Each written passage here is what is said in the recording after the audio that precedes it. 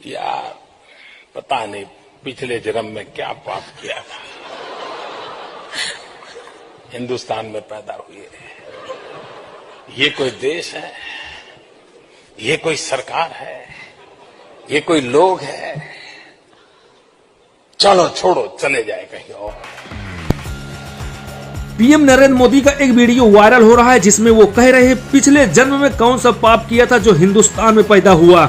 साथ ही साथ हम आपको यह भी बता दें कि राहुल गांधी के इंग्लैंड प्रवास में दिए गए भाषणों के साथ भी ऐसा ही किया जा रहा है।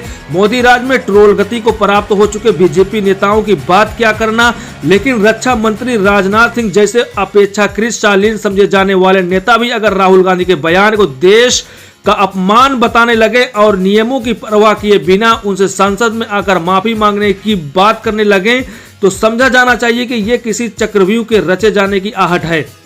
इस विवाद में आरएसएस का कूदना भी यही संकेत करता है।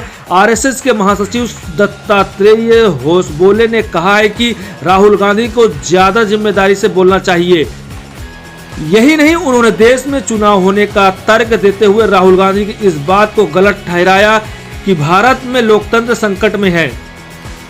इंग्लैंड में दिए गए राहुल गांधी के सारे बयान और भाषण यूट्यूब पर उपलब्ध हैं और कोई भी उन्हें देखकर जान सकता है कि उनके किसी बयान में देश का अपमान या विदेशी शक्तियों के हस्तक्षेप का आह्वान नहीं था, जैसा कि बीजेपी नेताओं का दावा है। उन्होंने लोकतंत्र पर छाए संकट को स्पष्ट रूप से भारत का आंतरिक मामला बताया था। यही नहीं, चीन को सद्भावना पर विश्वास करने वाले देश के रूप में चिन्हित करने का भी उन पर जो आरोप लगा वो भी बदनीयती का ही नमूना है।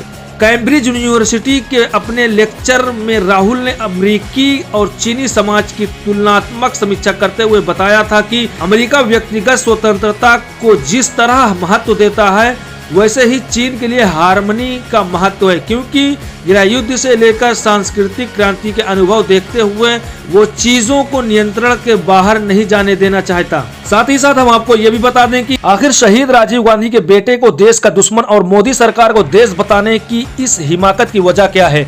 गौर से देखिए तो राहुल गांधी के खिलाफ रचे जा रहे चक्रव्यूह के पीछे गांधी परिवार, खासतौर पर राहुल गांधी को लेकर आरएसएस बीजेपी खैमे में पसरा भय और ईश्वर्य का भाव है। भय यह है कि भारत जोड़ो यात्रा के जरिए राहुल गांधी ने जिस तरह एक नई छवि अर्जित की है वो कमजोर पड़ी कांग्रेस के लिए संजीवनी का काम कर रही है। कांग्रेस की देशव्यापी उपस्थिति को देखते हुए ये बीजेपी सरकार के लिए एक वाकई चिंता की बात है। साथ ही राहुल गांधी जिस सूफियाना मिजाज का परिचय दे रहे हैं वो विपक्षी एकता के लिए काफी कारगर साबित हो सकता है। बीजेपी को उम्मीद है कि प्रधानमंत्री पद पर कांग्रेस की दावेदारी विपक्ष को एक नहीं होने देगी, लेकिन राहुल का रवैया उसकी उम्मीदों पर पानी फेर रहा है। ये 2024 में बीजेपी के हैट्रिक की राह में रोड़ा बन सकता है।